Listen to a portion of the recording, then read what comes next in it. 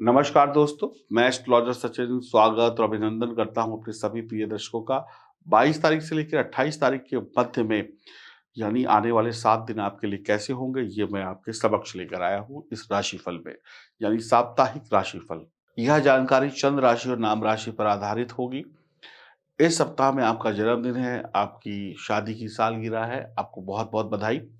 तो आइए जानते हैं आने वाले 7 दिन आपके लिए कैसे बीतने वाले हैं। कुछ उपाय बताऊँगा, कुछ तरीके बताऊँगा इस सप्ताह को बेहतर करने के लिए, उसके लिए पूरा वीडियो देखना आवश्यक होगा। आप लोग चैनल को सब्सक्राइब करें, बेल आइकन के बटन को दबाएँ, फेसबुक और इंस्टाग्राम पर हमें फॉलो करें। तो आइए बात करते हैं आपकी राशि की। अब हम बात करने वाले हैं वृषभ राशि के सभी दर्शकों की। यह सप्ताह आपके लिए अच्छा होगा। सप्ताह की शुरुआत में ईश्वर की कृपा आप पर बरस रही है। आप ईश्वर से प्रार्थना करेंगे, ईश्वर से भक्ति करेंगे ईश्वर की और आपको भाग्य का साथ मिलेगा यानी ईश्वर आपकी पुकार सुनने वाले हैं। आपको भगवान की यात्रा करने का मौका मिल सकता है यानी मंदिर वगैरह जा सकते हैं, किसी धार्मिक स्थल पर जा सकते हैं। यह समय बहुत ही बढ़िया है, ग्रह जो हैं आपके पक्ष में हैं। सप्ताह के मध्य भाग में आपके सीनियर अधिकारियों से संबंध बहुत अच्छे रहेंगे, उनका सहयोग मिलेगा। पेशेवर ज़िंदगी में आप बहुत अच्छा करने वाले हैं, यानी कि नौकरी व्यापार में आप बहुत अच्छा करने वाले हैं। आपके काम की तारीफ़ होगी, वृषभ राशि वालों को मान्यता और सफलता दोनों मिलेगी।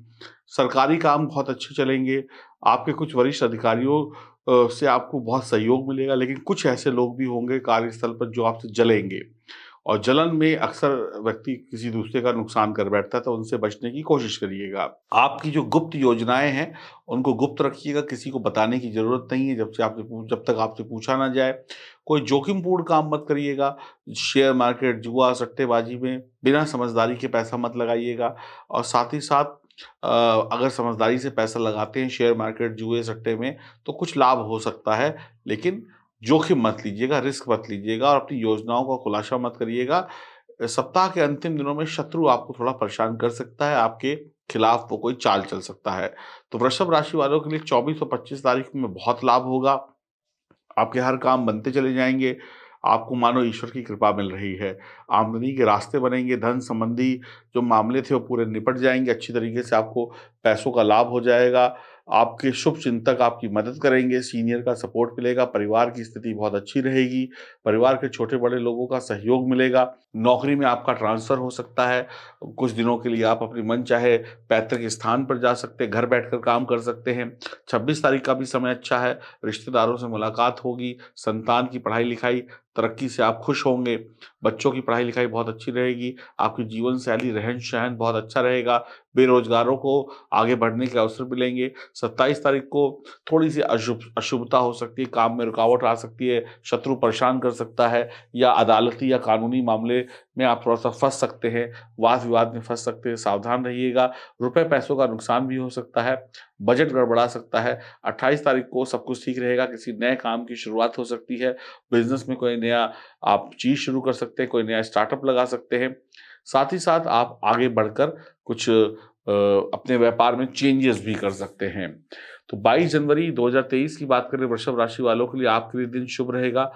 उम्मीद से अधिक धन कमाएँगे, भाग्य का निरंतर साथ मिलेगा। आप अपने जीवन साथी से रिश्ते बिगाड़ सकते हैं, थोड़ा बोल-चाल में संयम रखिएगा, सावधान रहिएगा वरना भविष्य में कड़वाहट हो सकती है। आज की गलतियाँ कल जाकर आपको परेशान कर सकती हैं। आपकी संतान की ओर से आपको शुभ समाचार प्राप्त होंगे, आपकी संतान को पुरस्कार मिल सकता है। अपने स्वास्थ्य का पूरा-पूरा ध्यान रखिएगा, कुछ मानसिक परेशानियाँ आपको परेशान कर सकती हैं। तीर्थ यात्रा में जाने का मौका मिल सकता है। 23 जनवरी 2023 की बात करें, तो वृषभ राशि वाले किसी धार्मिक गतिविधि में शामिल होंगे, बच्चों का साथ और सहयोग मिलेगा, मन में प्रसन्नता और उत्साह रहेगा, बच्चों की पढ़ाई-लिखाई बहुत अच्छी होगी, प्रेम संबंध सौभाग्यदायक होंगे, जीवन साथी के साथ लगाव बढ़ेगा और व्यापारियों का व्यापार अच्छा चलेगा, नौकरी में पदोन्नति होगी, ईश्वर की भक्ति में मन लगेगा। 24 जनवरी 2023 की बात करें तो आपकी कार्य स्थिति में सुधार होगा, चिंताओं से मुक्ति मिलेगी, माता-पिता के स्वास्थ्य में सुधार होगा, आपको ऐसे महत्वपूर्ण लोगों का साथ मिलेगा जो आपकी कार्य स्थिति को सुधार सकते हैं, बिगड़ी हुई कार्य स्थिति सुधरती हुई नज़र आएगी। माता-पिता की सेहत का समुचित ध्यान रखिएगा, बच्चे पढ़ाई-लिखाई में एकाग्रचित्त रहेंगे और जीवन साथी के नाम पर संपत्ति प्राप्त हो सकती है। आप अपने कार्यों में व्यस्त रहेंगे, रोमांटिक मूड में रहेंगे, जीवन साथी का पूरा-पूरा साथ मिलेगा। 25 जनवरी 2023 की बात करें तो आज सप्ताह का सर्वश्रेष्ठ दिन है। निश्चित रूप से आपको समाज में मान-सम्मान की प्राप्ति होगी। व्यापारियों को निश्चित रूप से अनेक लाभ होने की संभावना है। सट्टेबाज़ी शेयर मार्केट में धन का निवेश कर सकते हैं, लेकिन समझदारी पूर्वक आप आत्मनिर्भर होंगे। दिन प्रसन्नतादायक बीतेगा, घर के बड़े-छोटों का साथ और सहयोग मिलेगा।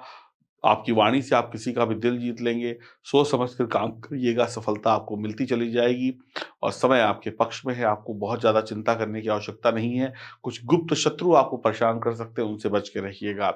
26 जनवरी की बात करें तो आमदनी अच्छी है, व्यापार अच्छा है, काम-धंधा अच्छा है, ऐशो आराम से दिन बीतेगा, पारिवारिक और घर के काम करने में वक़्त बीतेगा, प्रेम संबंध में सुधार होगा, लंबी यात्राएँ रद्द होंगी, लोगों से मिलना-जुलना रद्द होगा, घर बैठे-बिठाए काम बन जाएगा, बच्चों की पढ़ाई-लिखाई ठीक चलेगी, कोई घर वगैरह खरीदने का अच्छा सौदा अचानक से हाथ लग सकता है। 27 जनवरी 2023 की बात करें तो आज का समय धन का निवेश करने के लिए बहुत अच्छा है।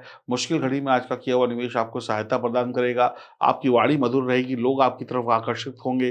कुछ लोग मेहमान बनकर आपके घर आ सकते हैं, उनका स्वागत करें, उनका आशीर्वाद प्राप्त करें।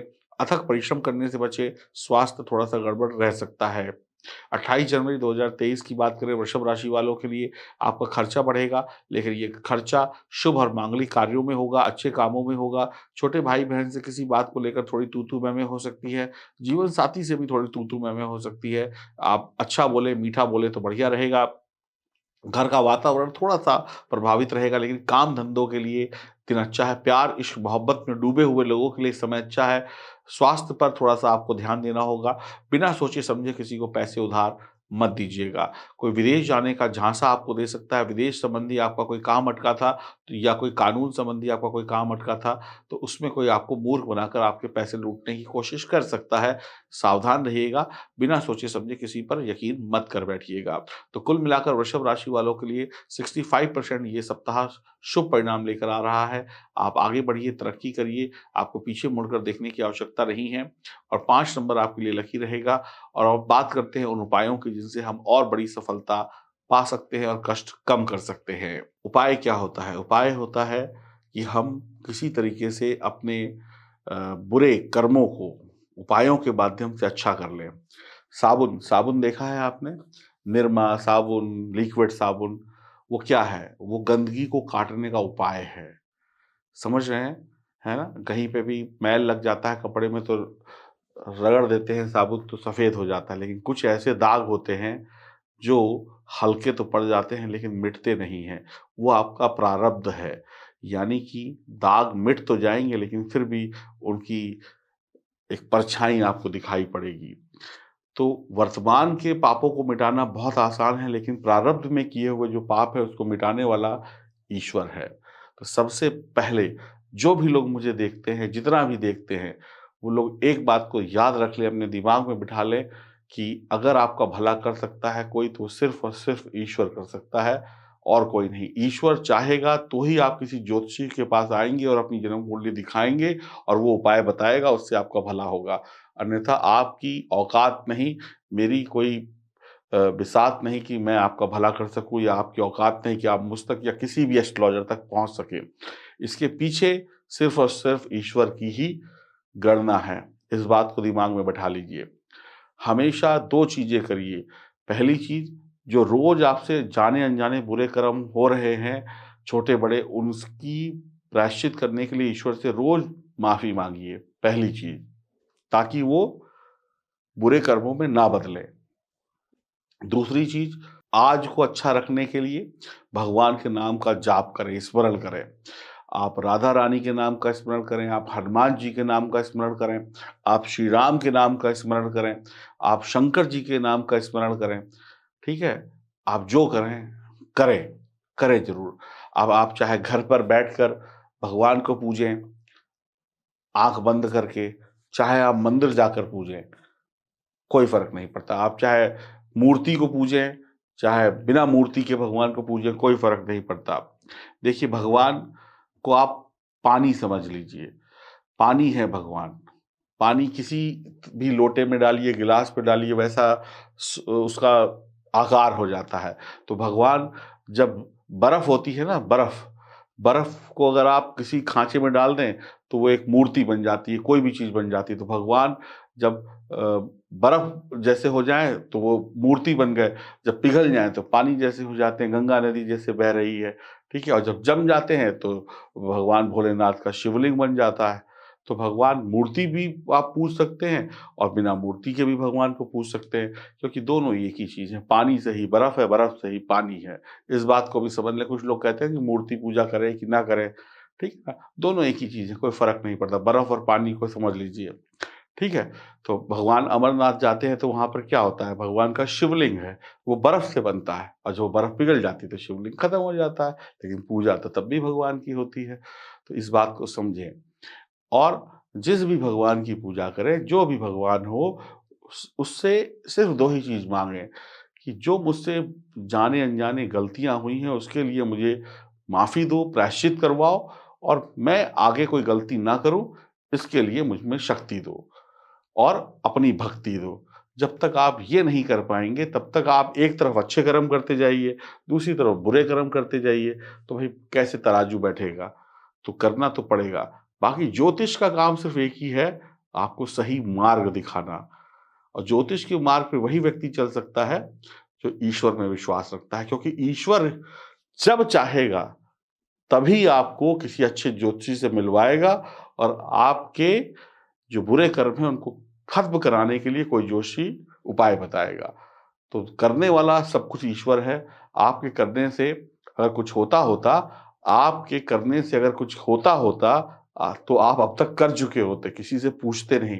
आपके करने से कुछ नहीं होता है, इसीलिए आप ईश्वर में विश्वास रखते हैं। आप ऐसा भी स कह सकते हैं। तो आपके कहने से या करने से कुछ नहीं होता। अभी सोच लीजिए आप। आप एक बार आपको अगर यकीन ना हो तो आप अभी सोच लीजिए कि कल आप अमेरिका में जाके सबको हिला देंगे, अमेरिका हिला देंगे। सोच लीजिए, या आप अमेरिका छोड़िए, आप अ, घर के बाहर जो गली के बाहर जो कुत्ता होता है ना, आप अगर उसके बारे में भी कुछ सोच लें कि मैं इसको ये करा दूँगा, तो आप वो भी नहीं करा पाएँगे। तो जो कराएगा वो ईश्वर कराएगा, तो एक इंसान की कोई हैसियत नहीं होती जब तक उस पर ईश्वर की कृपा ना हो। तो ईश्वर की कृपा माँगिए, ईश्वर से भक्ति माँगिए और ईश्वर से बोलिए कि मेरे बुरे कर्म कम करो और मेरे अच्छे कर्म बढ़ाने के लिए अपनी भक्ति दो। तभी इस सृष्टि में बेड़ा पार होगा, अन्यथा बीच में लटकते रहेंगे। नमस्कार।